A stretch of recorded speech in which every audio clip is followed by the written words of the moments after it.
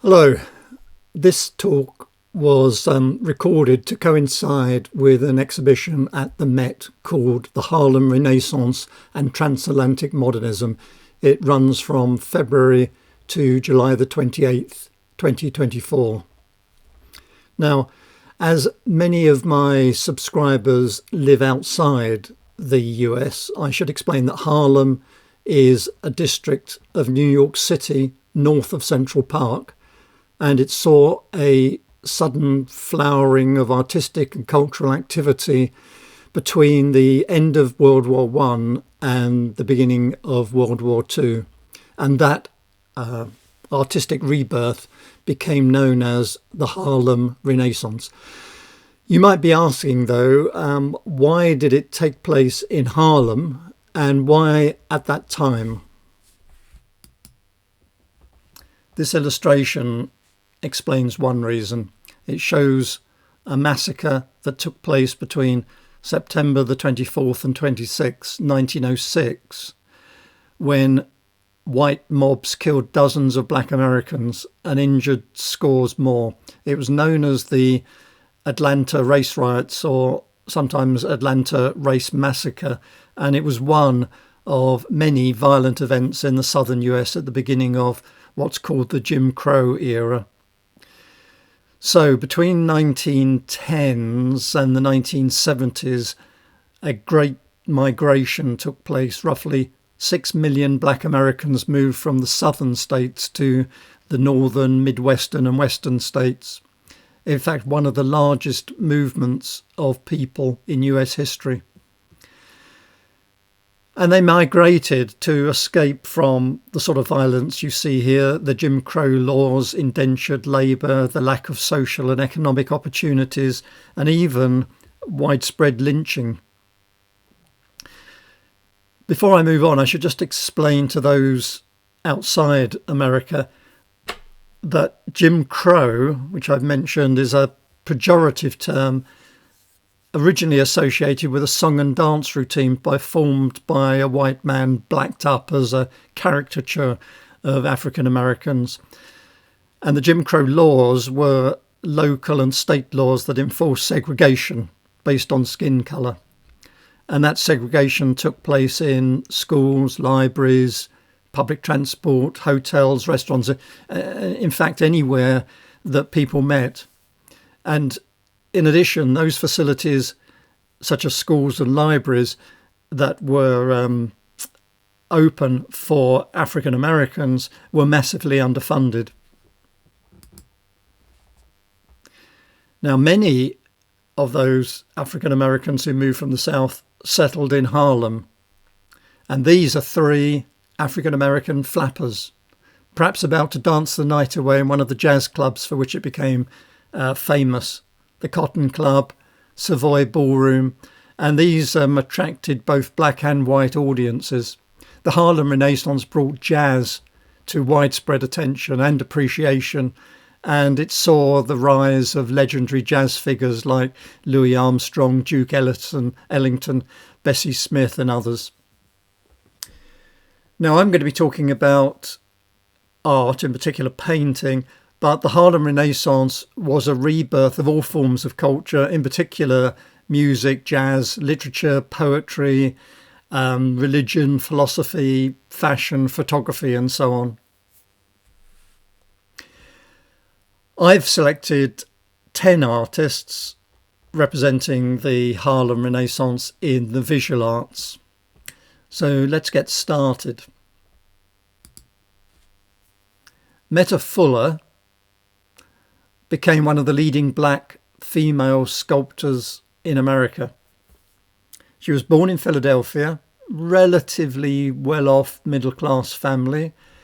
She won a 3-year scholarship to study at the Pennsylvania Academy of Fine Arts. And then between 1899, when she was 22, to 1903, she lived in Paris, studied sculpture at the Academy Colarossi, incidentally an academy that accepted female students and unusually at the time allowed them to draw nude female and male models.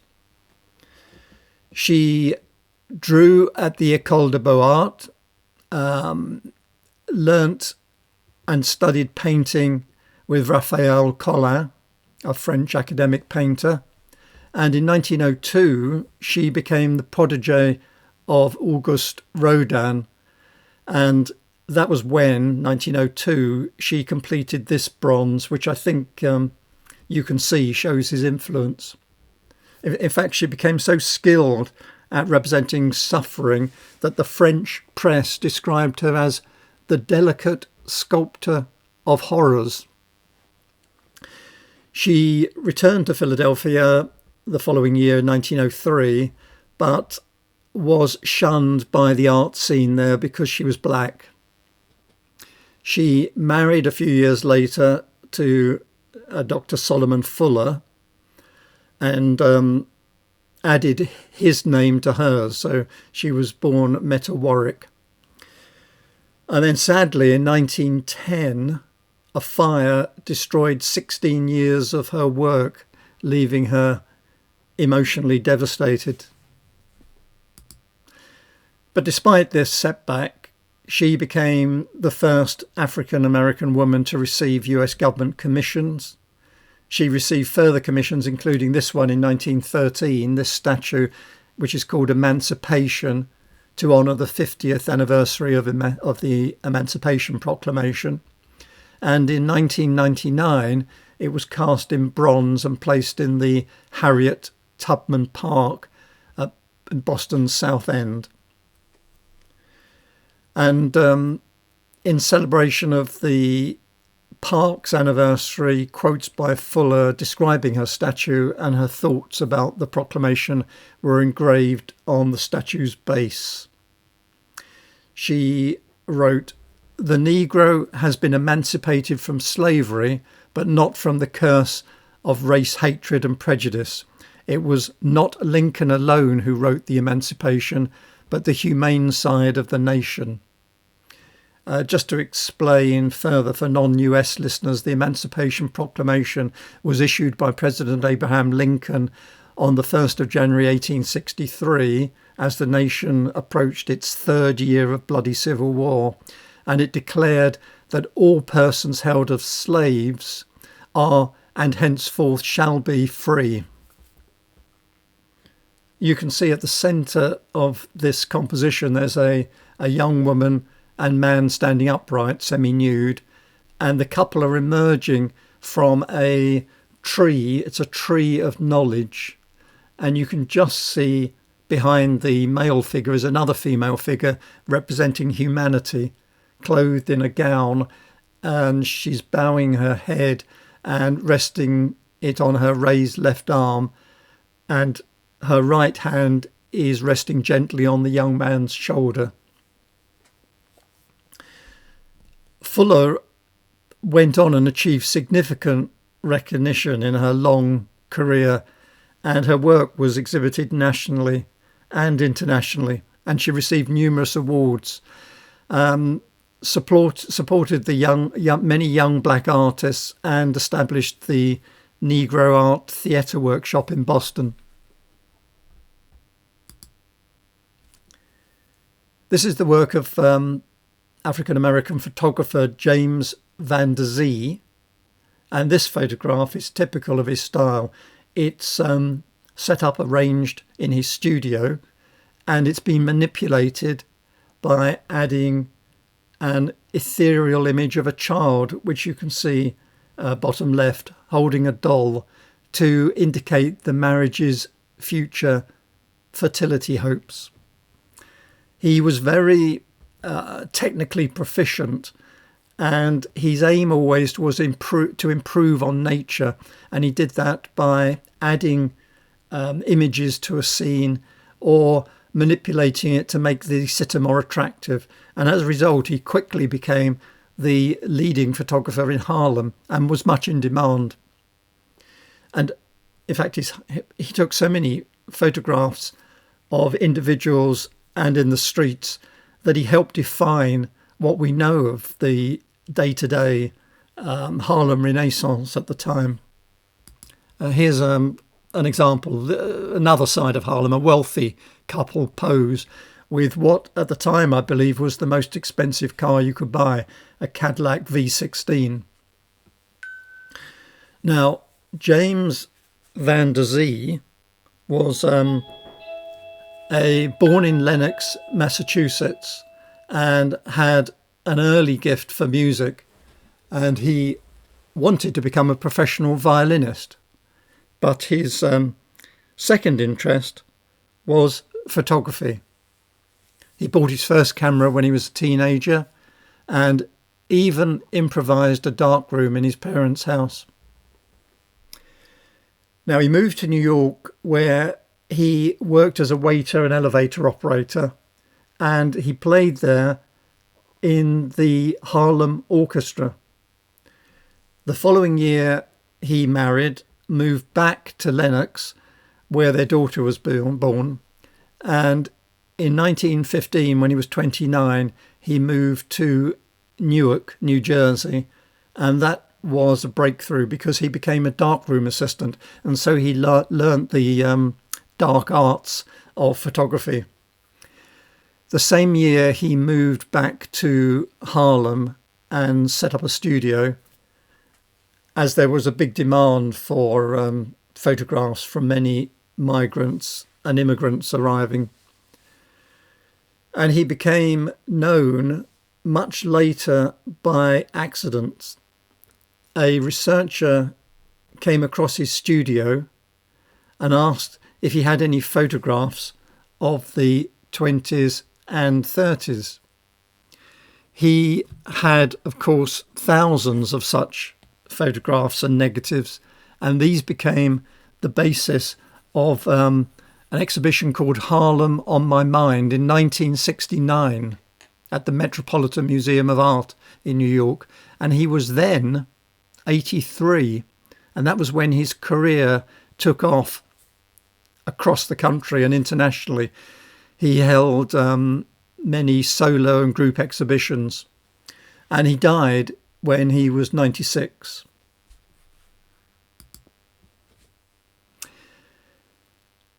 When this was painted, the artist Laura Waring was already an established artist who'd studied in France, and she painted Alice Dunbar Nelson's portrait in Philadelphia the same year she married Walter Waring, who was a Lincoln University professor.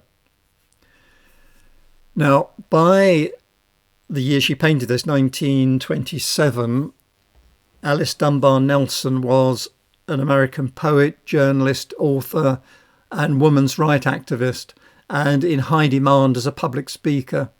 And I think the portrait here exudes her confidence and self-possession. In fact, the confidence and self-possession of both of them, of Dunbar Nelson and of Laura Waring. Intellectual women whose friendship helped advance the rights of both women and African Americans. Now, Alice Nelson was born in 1875 and was amongst the first generation of African Americans born free in the southern United States after the end of the American Civil War. And she became one of the prominent African Americans involved in the flourishing of the Harlem Renaissance. Her first husband was the poet Paul Dunbar, and after his death she married a Dr. Callis, and lastly was married to Robert Nelson, a poet and civil rights activist. And both of them, Laura Waring and Alice Nelson, first met at the National Association of Coloured Women, which was founded to combat negative stereotypes and fight for basic rights. Another of Waring's paintings is this one, Waterfront, Semur, France. She studied in France just before World War I. In fact, her visit to Paris was interrupted by the war, but she returned again in 1924 and enrolled for a year to study painting at a famous academy which was where she met many other artists. And, well, she described it as the only period of uninterrupted life as an artist, with an environment and associates that were constant stimulus and inspiration. My savings, however, would not allow me to continue this life indefinitely. End quote. So at the end of her French trip, she travelled south and stopped in Semur, which is a hilly and scenic medieval town in Burgundy, a favourite for landscape artists. And the paintings she did there were a breakthrough and were exhibited both sides of the Atlantic. As an artist, she avoided publicity, but in 1944, much later, 8 of her portraits were included in a travelling exhibition, Portraits of Outstanding Americans of Negro Origin, it was called. And it travelled across America, I think, for 10 years. She died a few years later, 1948, after a long illness. But in 1967, the portraits from that touring exhibition were given to the Smithsonian's National Portrait Gallery, which is where they are today. Moving on, Aaron Douglas became one of the leading artists of the Harlem Renaissance and known as the father of African American art. And he created a form of visual language, as you see here, representing Black Americans in a new light. He was born in Kansas and in 1922 earned a bachelor's degree in fine arts, worked as a teacher in a high school for 2 years, and then he was invited to Harlem by a leading figure in Harlem. And at first he declined the offer, but he then read an essay by Alan Locke called Harlem, Mecca for the New Negro. And that convinced him to go. Alan Locke, by the way, was an intellectual founder of what was called the New Negro movement, which was a movement that created a new proud identity for African Americans. For example, they refused to accept the practices of the Jim Crow racial segregation laws. This work, called God's Trombones, was a breakthrough. It was based on, illustrated, a poem by James Weldon Johnson called God's Trombones, 7 Negro Sermons in Verse. And you can see the front page here. And he illustrated the publication, and later paintings and murals all drew upon his study of African art, and combined with his understanding of the intersection between Cubism and Art Deco, which I think you can see here, to create a style that became the visual signature of the Harlem Renaissance. Now, this work is a copy of an original work by Aaron Douglas, but double the size, and it was one of 4 panels called Aspects of Negro Life from Slavery Through Reconstruction that he completed in 1934 for the 135th Street branch of the New York Public Library. It's now the Schomburg Center of Research in Black Culture. This mural was created when he was professor at Fisk University, just after he had accomplished his dream of living and studying in Paris. And what it does is it takes the viewer on a journey through slavery, emancipation, and the rebirth of African traditions. You can see it moves from the picking of cotton on the left to the Emancipation Proclamation in the centre, to the music of freedom, jazz on the right. And so he's walking the viewer through the emergence of Black America. He was born in the town Topeka, Kansas, where this is installed, and he graduated at the high school there in 1917 and went to the University of Nebraska, graduating with a Bachelor of Fine Arts degree. He taught at schools in the Kansas City area before moving to New York City to study art, and became known as the Dean of African American painters and the quotes official artist and muralist of the Harlem Renaissance.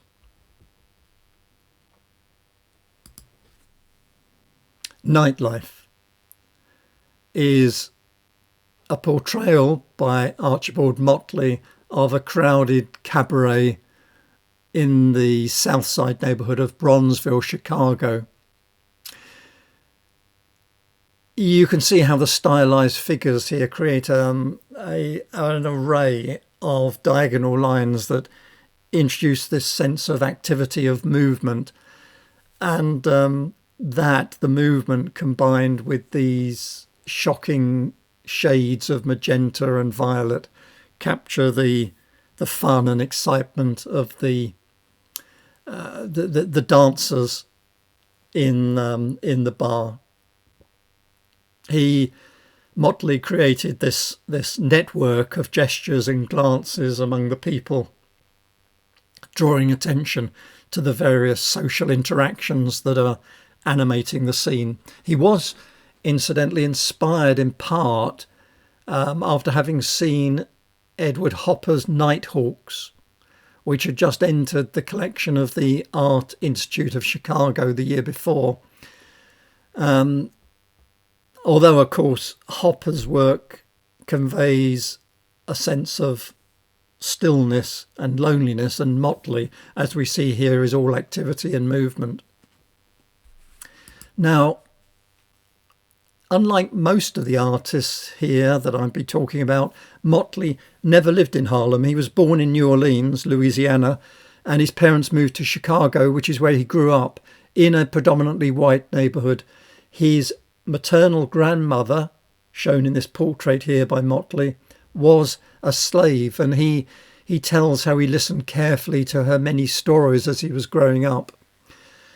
Now, as he was growing up, his father, as part of his job, travelled across the US and often took him with him. So he saw many cities across the US where he encountered firsthand racial hatred and prejudice. He won a scholarship to study architecture, but as he preferred painting, he went to the School of Art Institute in Chicago, where, although originally he was influenced by classical themes, he became inspired by the vibrant jazz scene in Chicago, as we've just seen in the previous painting. And he's known for his colourful chronicling of the African American experience in Chicago in the 20s and 30s. He's also considered one of the major contributors to the Harlem Renaissance and the new Negro movement, at a time in which African American art reached new heights, not just in New York, but across America. His work in Chicago is often referred to as the Chicago Black Renaissance. And he painted not just lively nightclubs like the one I showed you, but bustling street scenes and portraits of everyday people, all with dignity and individuality. He was recognised throughout for his work. He had many solo exhibitions at prestigious institutions. But like many during the Great Depression, although he continued to create art, he had to take on odd jobs to support his family, and he returned to painting with renewed enthusiasm later. I'll just end with a quote from him in an interview he gave.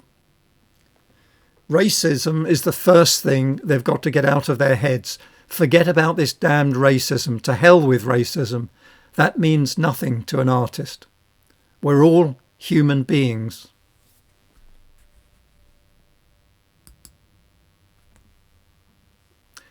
Augusta Savage had a difficult time as a child. She was born Augusta Fells, and from an early age she loved to model figures out of clay, but her father was a Methodist preacher who interpreted the second commandment literally. That is, "Thou shalt not make unto thee any graven image or any likeness of anything." She said later he almost whipped the art out of her. He whipped her, she said, 3 or 4 times a week, but she persevered and was allowed to teach art to other pupils when she was at high school. She married when she was 15, had a daughter, but her husband died a few years later, married again when she was 23 to John Savage, and although she divorced a few years later, she retained his name.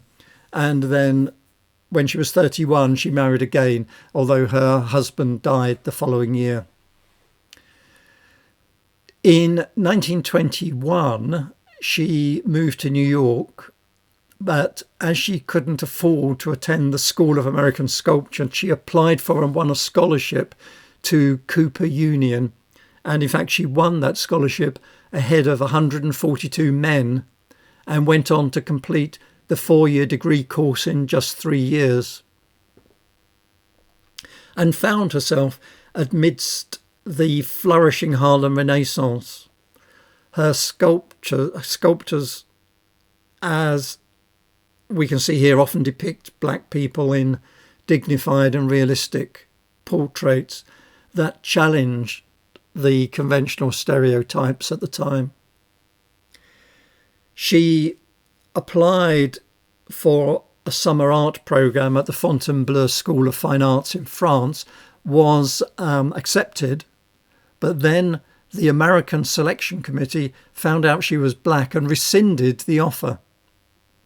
However, her most well-known work at the time, Gaiman, this work, a portrait bust of her nephew, earned her a fellowship to study in Paris. So she went to France, and upon returning, she set up a studio in Harlem, and the studio was successful, and she supported and guided aspiring black artists.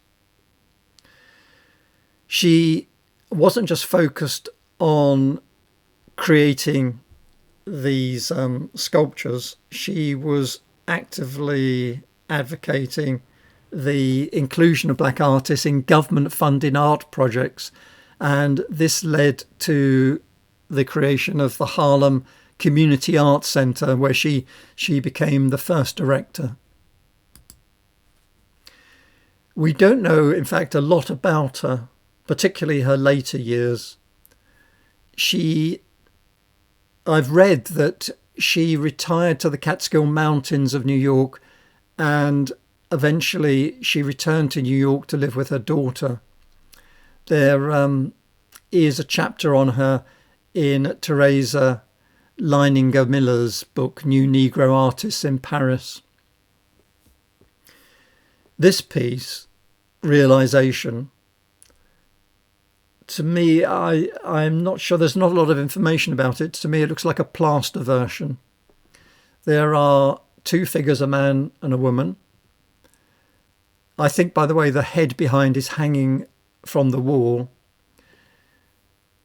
Augusta Savage is leaning on the work and holding the man's foot. He looks frightened and seeking comfort from a woman, like a child, although he looks like an adult. He is naked, she's half naked. Their expressions and the title, Realization, all indicate they've just realised that they've been they've become slaves, they've been enslaved, and that there's no escape.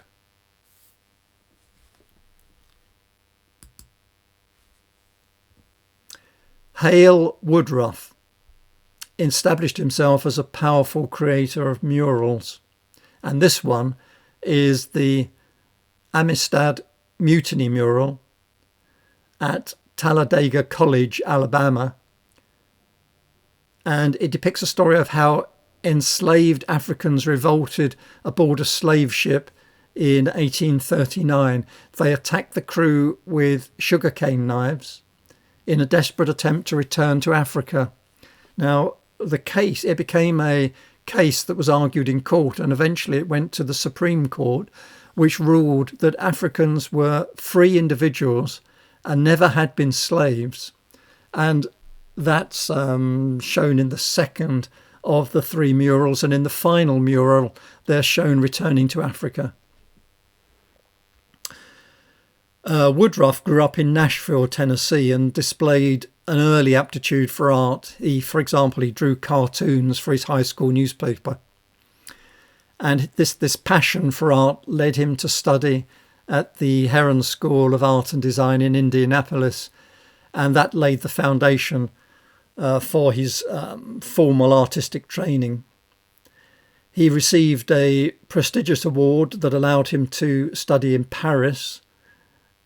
As I've indicated, many of these artists studied in Paris, and he studied there between 1927 and 1931, where he immersed himself in the vibrant art scene in Paris. He explored their various styles, Cubism, Expressionism, and it heavily influenced his early work, which is often geometric shapes and bold colours. When he returned to America, it was the middle of the Great Depression, and he faced financial hardship, so he worked as a teacher to support himself. But in 1931, he won a prestigious teaching post at Atlanta University, historically a black college, and he played a leading role in establishing the university's art department for African American students. Incidentally, this was painted in 1938, and in 1936, 2 years before, he went to Mexico to study and became an apprentice under the famed muralist Diego Rivera, which is where he learned his fresco technique. Another of his mural cycles, this is one of a 6-panel mural cycle called Interchange.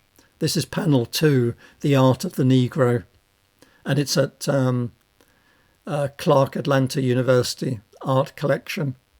It was the cycle was for the Trevor Arnett Library in Atlanta, painted in 1950-51, and it takes the viewer on a visual journey through the contributions of black people throughout history. It showcases various styles and civilizations across Africa and America. And you can see representations of African art and African civilization shown here. It's typical of his dedication to celebrating and educating others about black history and culture. In 1946, he moved to New York City and continued his artistic exploration. He taught at New York University and co-founded the Spiral, a group, a collective dedicated to advocating black artists. During this period, his New York period, he embraced abstraction and explored the expressive potential of colour and form,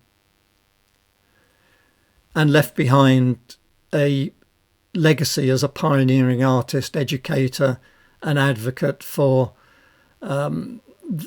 playing a crucial role in shaping the landscape of African American art.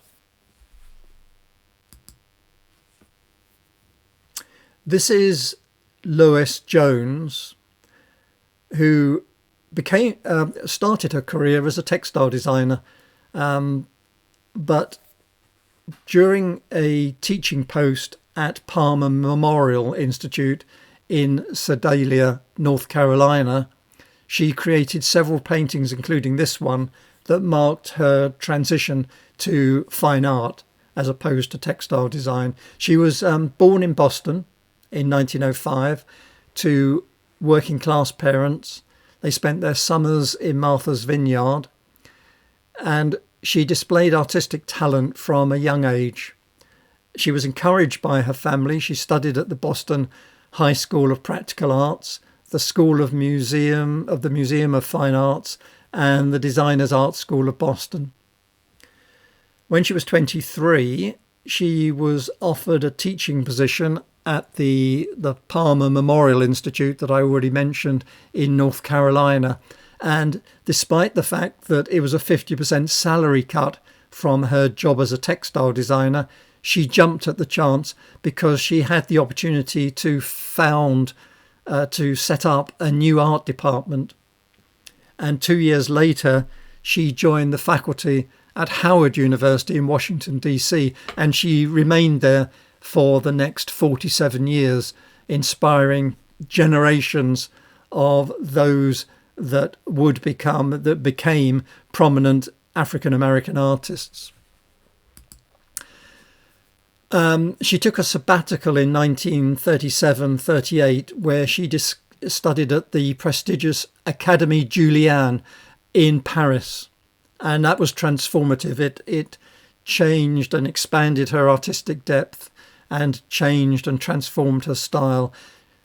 This is her portrait of Lee Whipper, an American actor on the stage and in motion pictures, the first African-American to join the Actors Equity Union, and in fact one of the founders of the Negro Actors Guild of America. He played the role of Crooks in the original Broadway production of Mice and Men, which he repeated in the 1939 film version. Now, when she was in Paris, she found and experienced a period of freedom and immersed herself in the culture there, which, as I said, influenced her artistic style and empowered her on her return to the US with renewed purpose and a broader perspective, as we see here in this portrait. And later she was commissioned by the US Information Agency to serve as cultural ambassador to Africa and went on a remarkable journey. She travelled to 11 African countries over 2 years, talking to artists, meeting art communities, visiting studios in Africa and deepening her understanding of the African diaspora and her own heritage.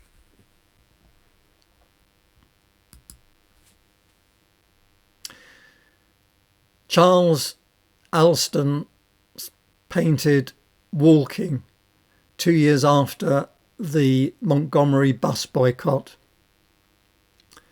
That was a protest against racial segregation in Montgomery, Alabama, and it started the Monday after Rosa Parks, an African-American woman, was arrested for her refusal to surrender her seat to a white person, and the boycott lasted just over a year. The Rosa Parks action led to a court case which eventually escalated to the Supreme Court, where a decision was made that the Alabama and Montgomery laws that segregated buses were unconstitutional.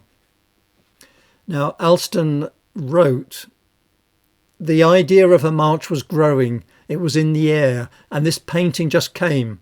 I called it Walking on purpose. It wasn't the militancy that you saw later. It was a very definite walk, not going back, no hesitation." End quote.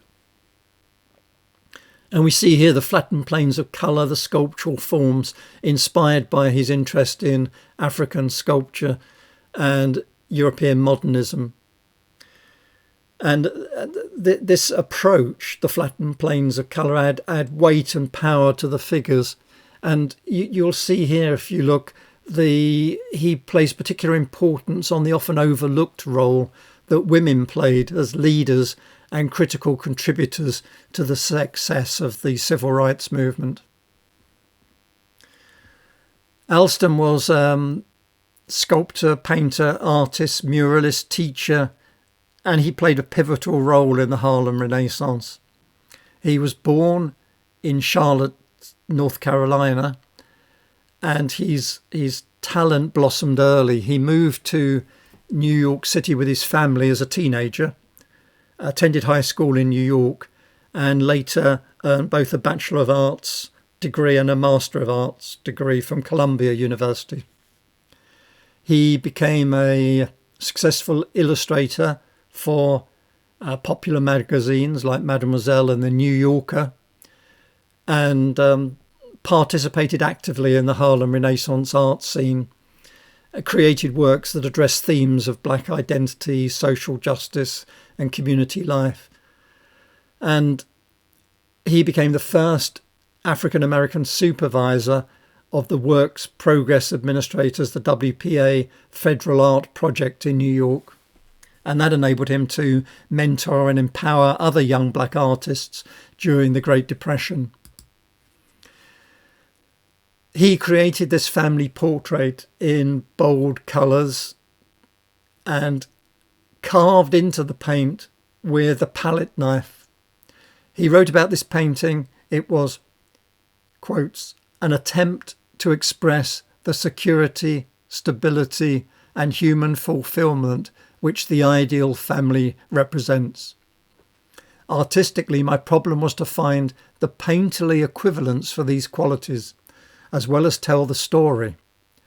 Such a theme calls for a compact, well-organised design with subtle harmonies and discords and a certain solid, monumental quality.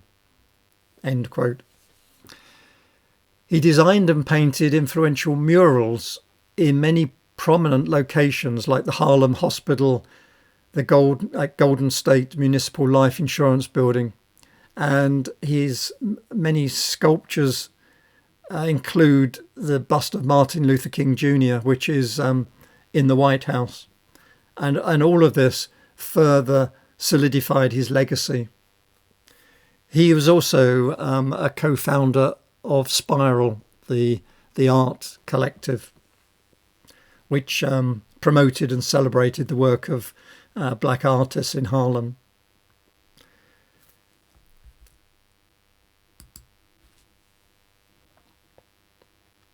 This is part of a 31-panel series by Jacob Lawrence that commemorates Harriet Tubman, and she helped enslaved people in the South escape to freedom in the North.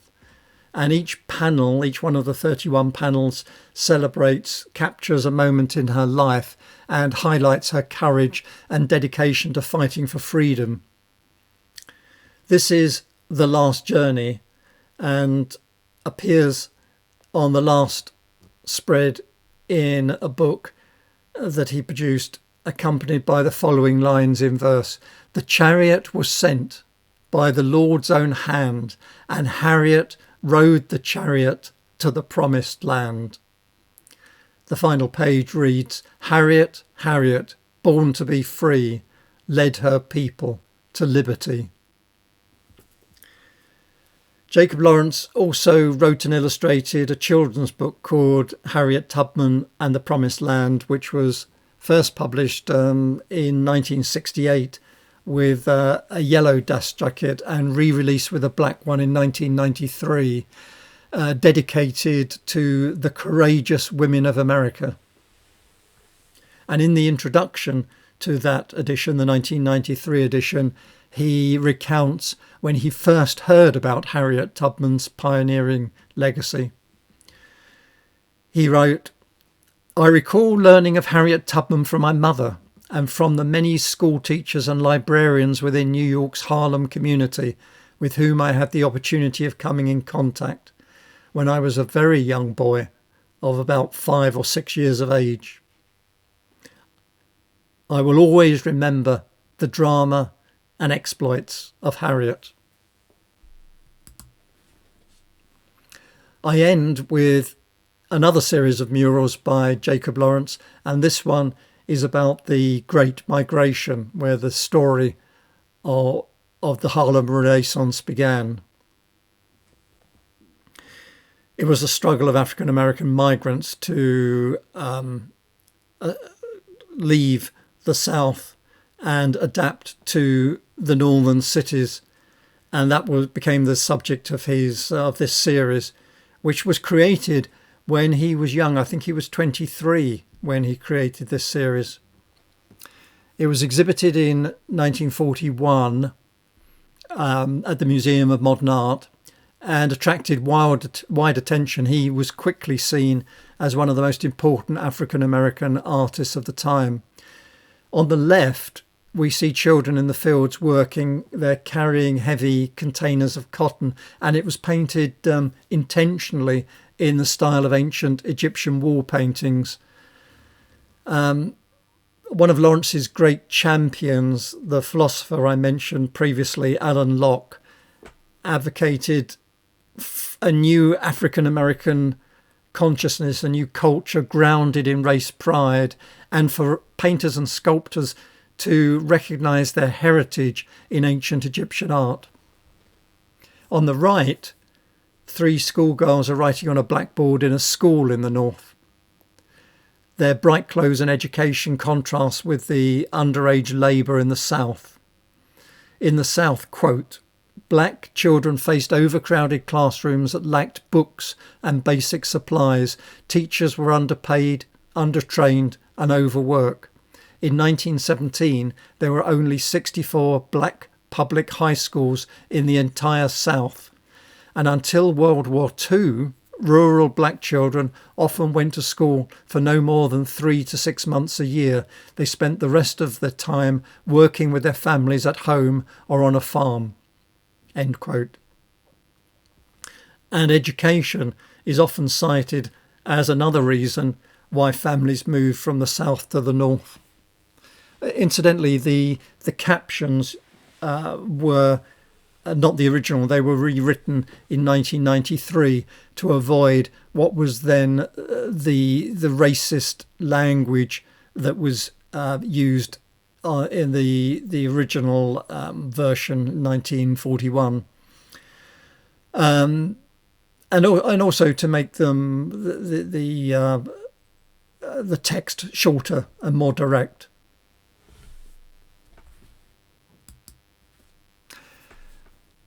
Thank you. The Harlem Renaissance is probably best known for its literary and performing arts, jazz, for example.